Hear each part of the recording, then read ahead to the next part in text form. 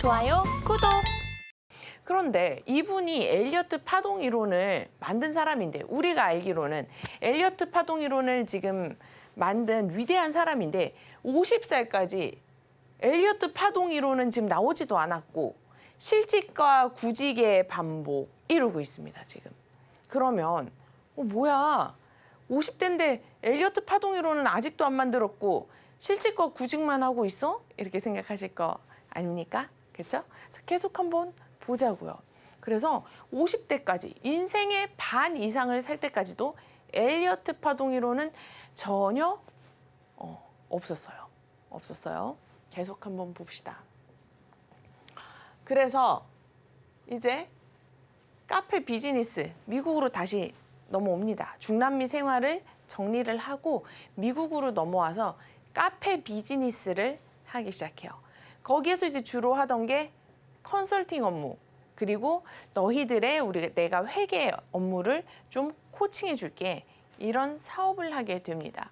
그래서 티룸 앤 카페 비즈니스 컨설턴트를 하고 있는데요. 이때 이 사람이 칼럼을 쓰게 됩니다. 여러분, 사업을 하려면 어떻게 해야 됩니까? 사업에서 성공하기 위해서 돈을 어떻게 써야 합니까? 이런 내용으로 이제 주로 칼럼을 쓰는 거예요. 그래서 여기에서 여러 가지 얘기를 했는데 몇 가지 제가 재미있는 주제들을 가지고 왔습니다. 자, 엘리어트의 이제 카페 비즈니스를 보면 적자 생존의 법칙, 많이 들어본 얘기죠, 그렇죠? 그리고 사업을 망하게 하는 4가지 요인이 있다. 그거는 경험 부족, 자본 부족, 그리고 여기에서 사업을 망하게 하는, 반드시 망하게 하는 가장 안 좋은 요인이 바로 이것이라고 했어요. 바로 부채, 빚으로 사업하면 망한다, 이런 얘기를 또 합니다. 그래서 부채가 너무 많으면 망한다. 사업을 망하게 하는 정말 절대적인 존재이다라 그래서 부채의 강조성을 하고, 그리고 이제 부적절한 회계 관리라고 했어요. 요즘 현대말로 하면 횡령, 그렇죠? 횡령인 것 같아서 적어왔고요. 그리고 이것도 되게 공감이 많이 갔어요. 또 칼럼 내용이, 잘못된 결정보다 더 해로운 건 우유부단한 태도. 정말 그 레스토랑이나 이렇게 메뉴 시키잖아요. 우리 어제 밥집 가서 메뉴 시킬 때 제가 그렇게 결정을 못해요. 결정장애예요. 그래서 우유부단한 태도 하는데 이거 정말 쉽지 않은데 하면서 공감 100% 꾹 누르게 되더라고요. 그리고 이제 여기에서부터 이제 우리 엘리어트 파동 이론이 왜 그렇게 탄생이 되었을까? 그리고 어떻게 해서 탄생되었을까? 이런 실마리가 조금씩 잡힙니다. 바로 뭐냐? 엘리어트는 기록을 통한 접근법을 굉장히 중시하게 생각했어요. 기록을 통한 접근법과 기록을 통해 분석하는 것, 그것을 굉장히 중요하게 생각했는데, 그 기록을 남길 때 바로 이 그래프라는 것을 사용하게 됩니다. 그래프를 왜 사용했을까요? 그래프는 바로 직관적이기 때문입니다. 이렇게 말로 장황하게 설명하면 잘 안 보이지만 그래프로 딱 놓고 보여주면 잘 생각이 되는 거죠. 라면 값이 있어. 근데 라면 값이 이때는 이랬는데 한 달 뒤엔 이렇게 됐고 2달 뒤엔 이렇게 됐고 지금 다시 좀 반등한 상태야. 이거 말로 하는 것보다 그래프가 이렇게 있으면 사람들이 뭐라 그러겠어요? 라면 값이 이렇게 됐구나. 알잖아요. 그렇죠? 그래서 그래프를 통한 것은 굉장히 직관적으로 빠르게 정보를 전달하는 데 도움이 된다라는 거예요. 그래서 그래프를 통한 시장에 대한 접근법을 강조했습니다. 이때 엘리어트가 그래프 같은 것에 굉장히 관심이 많았구나라는 사실을 알 수 있어요. 그리고 가장 재미있는 건 바로 이겁니다. 이분의 칼럼에서 사업 환경의 밀물과 썰물이라는 표현을 써요. 밀물과 썰물. 그래서 이 엘리어트는 경기 순환의 법칙, 경기가 순환한다고 그거를 일단 받아들인 거죠. 경제 사이클을 받아들인 거예요. 경기 순환의 법칙을 설명하는 데에 강에다 비유하는 것을 즐겼구나. 아니면 강에서 뭔가 B를 받았구나. 이렇게 생각할 수 있는 거죠. 그래서 사업 환경에 대해서도 밀물과 썰물이라는 이 강에다 비유한 시적인 표현을 썼다는 거예요.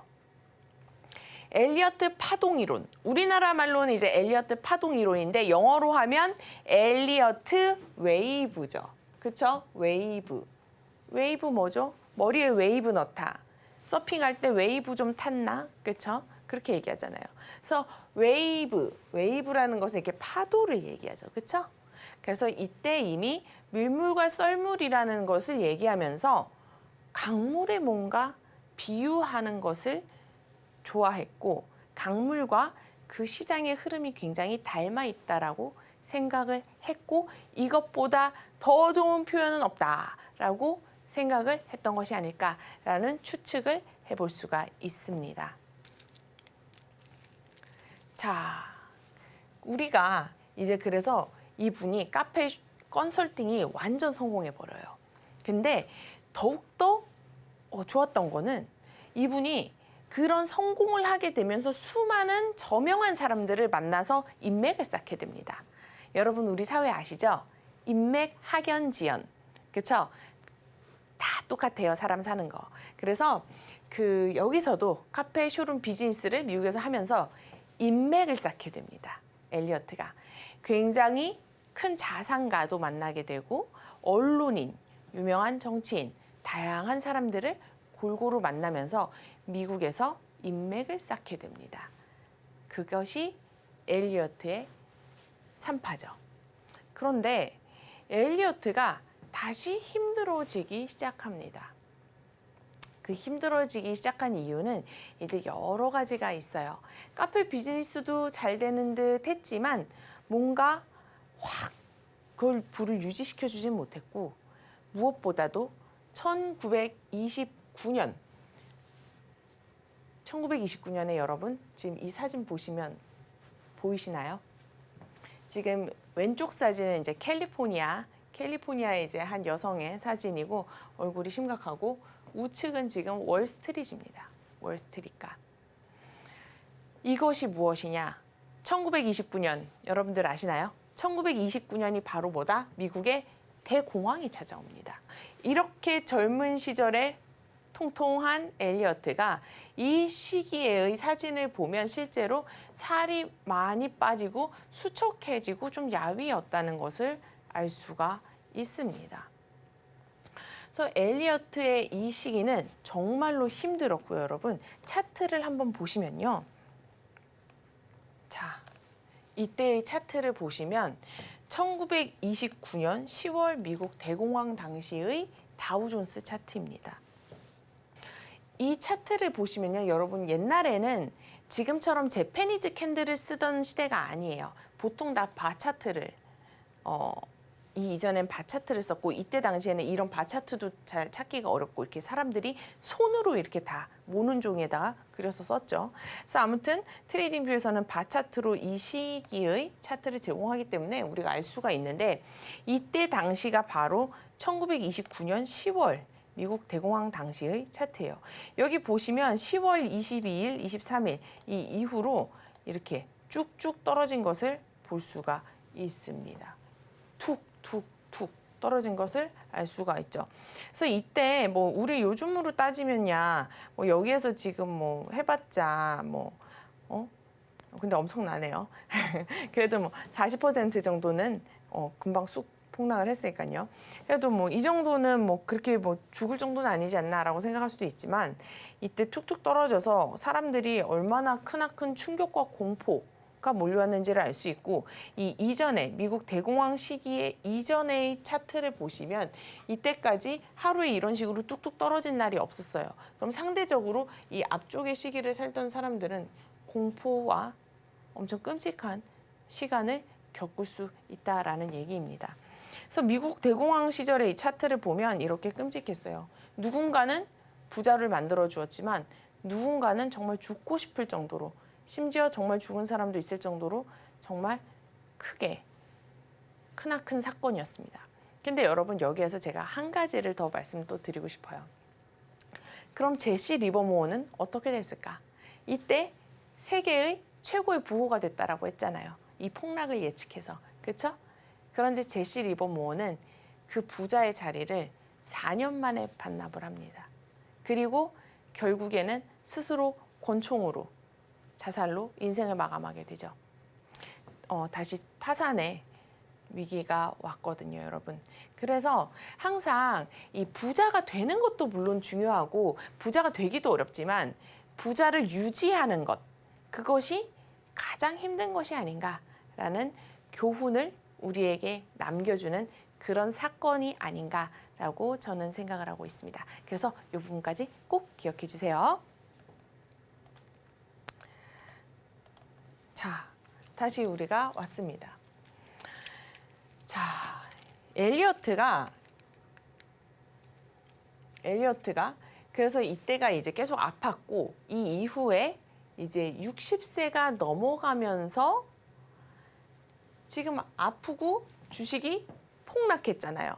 나의 자산도 폭락과 함께 사라졌고, 그쵸? 근데 먹고는 살아야 되겠고, 다들 먹고 살아야죠, 그쵸? 그리고 여기에서 이제 독한 사람, 그리고 계속 도전하는 사람, 이런 뭐 차이가 있겠죠.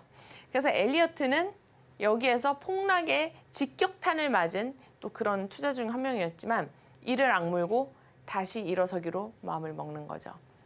병으로 나는 아팠지만 아직 그래도 내 삶은 끝나지 않았다. 내 삶은 60세이고 나는 평생 머리를 쓰면서 회계사나 컨설턴트로 일해온 사람이야 라는 생각을 했을 거예요. 그렇죠? 그래서 일단 첫 번째는 엘리어트는 이런 생각을 한 거예요. 지성을 가지고 내 지성으로 뭔가 먹고 살 걸 좀 찾아봐야 되겠다. 그리고 두 번째는 주식이 폭락해서 기분 나쁘니까 네가 이기나 내가 이기나 한번 해보자. 그래서 주식을 파고들기 시작한 거예요. 그래서 제 추측입니다. 파고들었다는 거. 네가 이기나 내가 이기나 이건 제 생각이에요. 제 생각. 그래서 엘리어트가 열심히 공부를 한 거죠. 여기에 분명히 뭔가 있을 거야. 뭔가 분명히 있을 거야. 하면서 공부를 하면서 이렇게 얘기합니다. 모든 일엔 이유가 있으며 그 이유를 찾아내려고 애쓰는 것이 우리의 의무이다 라고 얘기를 합니다. 엘리어트가. 그래서 이때 당시에 굉장히 엘리어트가 원래 그래프 쓰는 거 좋아한다고 했잖아요. 그렇죠? 근데 이 그래프로 만든 굉장히 유명한 이론이 다우 이론이라는 거였어요. 찰스 다우가 만든 다우 이론. 그래서 랄프 넬슨 엘리어트는 다우 이론의 논평의 초기 구독자가 됩니다. 이 다우 이론 열심히 공부한 거예요. 다우 이론을. 다우 이론을 바탕으로 뭘 연구했느냐, 엘리어트가. 바로 패턴을 찾는 데 몰두한 겁니다. 패턴이다. 인생은, 시장 경기는 순환을 한다 그랬고, 그렇죠? 그럼 반드시 이 패턴이 있을 거야. 이렇게 됐을 때 이렇게 됐고, 이렇게 됐을 때 이렇게 된 패턴이 있을 거야. 라고 하는 거에 몰두를 해서 나의 갈린 시드 복구하기에 힘을 쓰는 거죠. 우리 돈 잃으면 기분 나쁘잖아요. 그러면 보통 딱 두 부류예요. 에이나 이 시장 떠날 거야 하고 떠나는 사람이랑 내가 내 시드 복구할 때까지 나 절대 안 떠난다 하고 공부를 시작하는 사람이 있습니다. 일단 물리고 시작한다 그러잖아요. 그렇죠? 일단 물리고 연구 시작하고 물리고 공부 시작하고. 그래서 지금 엘리어트도 된통 지금 충격을 받고 이제 주식에 몰두를 하면서 나 물린 시드 복구할 거야 이런 느낌으로 공부를 하지 않았나 그런 생각을 또 해봅니다.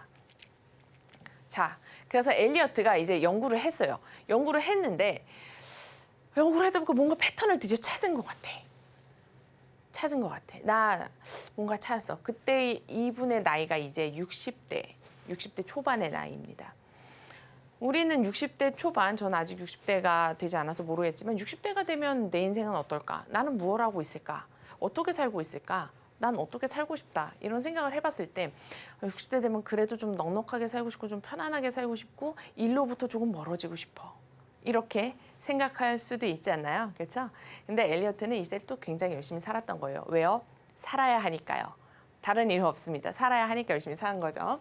그래서 이분이 나 드디어 패턴 발견했어. 이러면서 이걸 누구한테 얘기하지? 나 지금 뭐 대단한 아이템 하나 발견한 것 같은데 우리도 왜 그런 생각 하잖아요. 아, 나 지금 대단한 아이템이나 대단한 어플 하나 지금 아이디어가 떠올랐는데 이 아이디어를 아무한테나 얘기하면 내 아이디어를 도용할 수도 있어. 그런 생각할 수 있죠. 그렇죠? 엘리엇도 똑같아요. 그렇게 생각한 거예요. 그래서 그때 당시 티룸 비즈니스를 할 당시에 친하게 지냈던 인맥을 쌓았던 콜린스한테 연락을 하기로 마음 먹습니다. 콜린스가 그럼 누구냐? 콜린스는 회사가 있고 굉장한 언론가인데 힘이 있고 돈이 있는 자본가이자 언론가였어요. 내가 이 사람한테 좀 얘기를 해서 같이 사업 좀 해보자고 한번 해볼까? 뭐 이런 생각 들 수 있겠죠, 당연히. 그렇죠? 이분이 자본가니까. 엘리어트는 자본이 없어요, 지금. 엘리어트는 대공황 시절 이후로 너무 힘들어져서 자본이 없어요.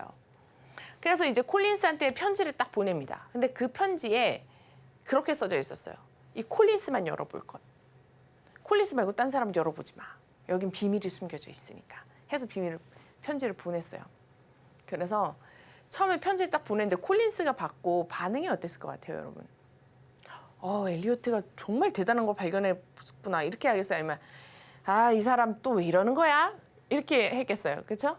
후자였다는 거죠. 콜린스한테는 그 당시에 수많은 사람들이 내 이론 좀 봐주세요. 내가 특이한 발견을 했어요.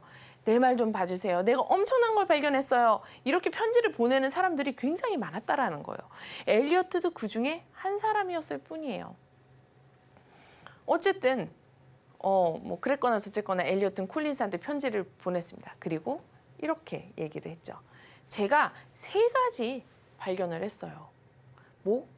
파동의 종료 시점, 한 파동이 있으면 그것의 종료 시점을 파악하는 방법, 그리고 파동의 규모를 분류하는 방법, 그리고 가장 중요한 건 바로 이거죠. 타이밍을 예측하는 방법. 타이밍을 예측하는 방법이라고 했어요.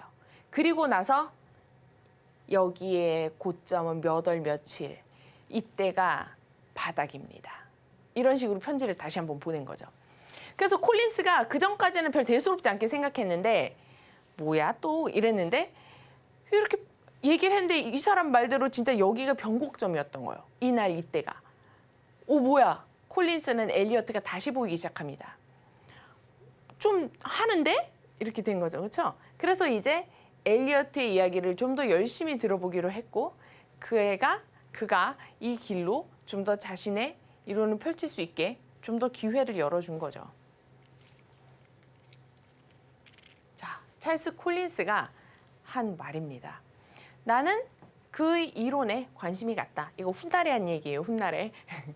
그러나 자신의 이론에 따라 모든 결정을 내려야 한다고 주장하는 바람에 같이 일할 수는 없었다.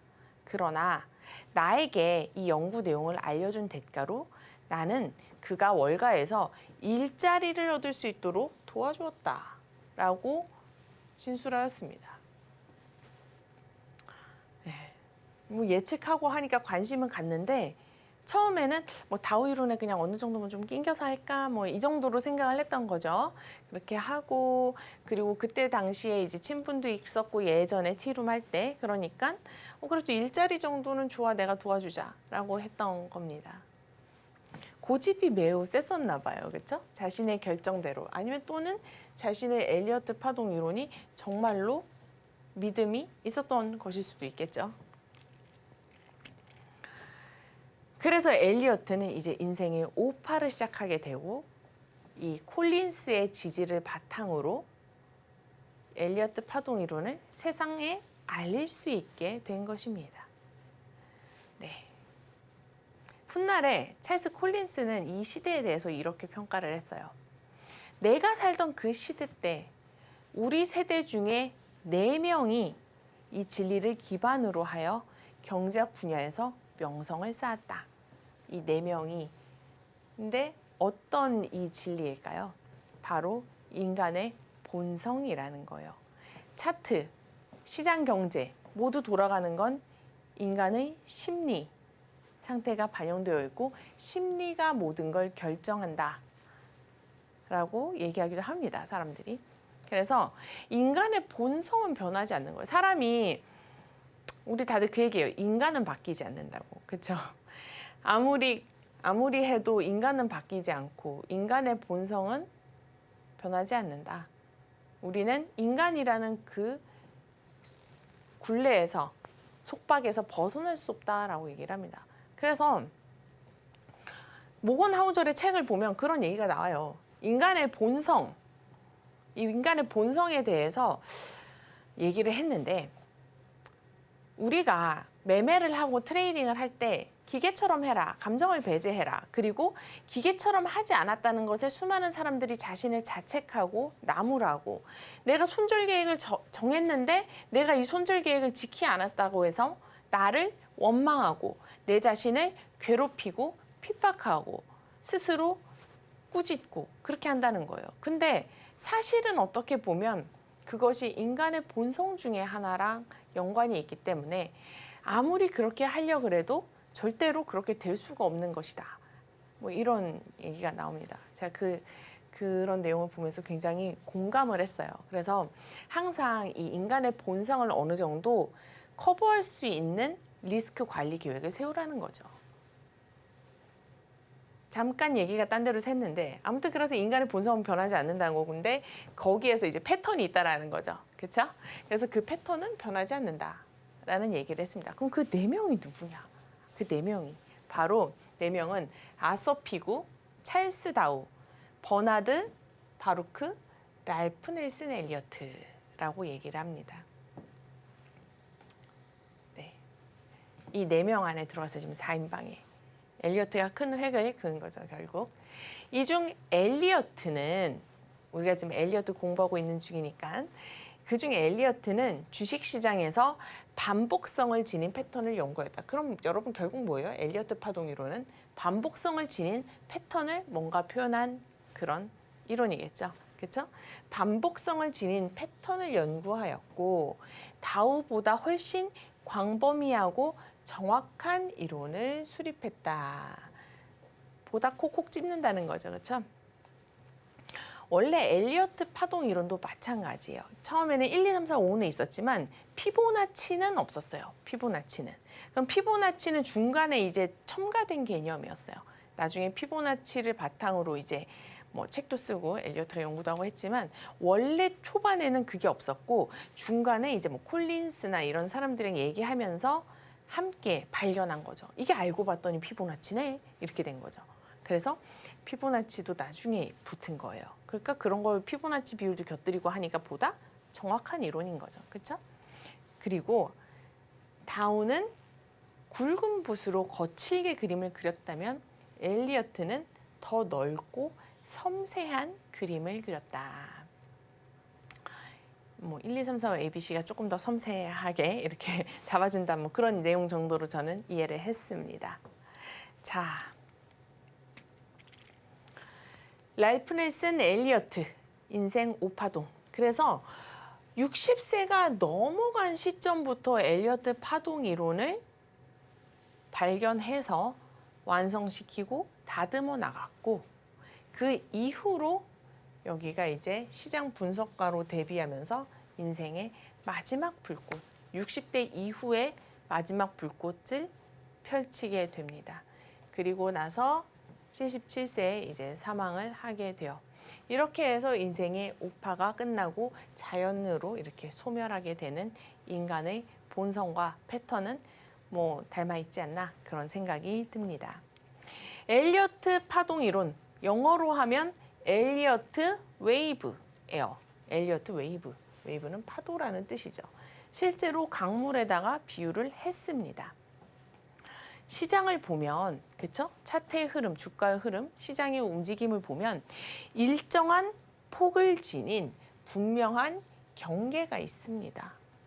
이 경계는 장애물에 막히기도, 때로는 벗어나기도 합니다. 그리고 강폭이 좁으면 빨라지고, 여러분 그 파동에 그 주가 상승할 때 아시죠? 쫙쫙 올라가는 거, 그렇죠? 쫙쫙 올라가잖아요, 그렇죠? 상한가, 상한가, 상한가. 그러면 쫙쫙쫙 올라가는 게 바로 뭐죠? 강물이 폭이 좁은 거죠. 그럼 물살이 빨라지고, 빨라지는 건 추진력이 생긴다는 것을 의미하는 거죠, 그렇죠? 그리고 넓으면 느려집니다. 이 말은 뭘까요?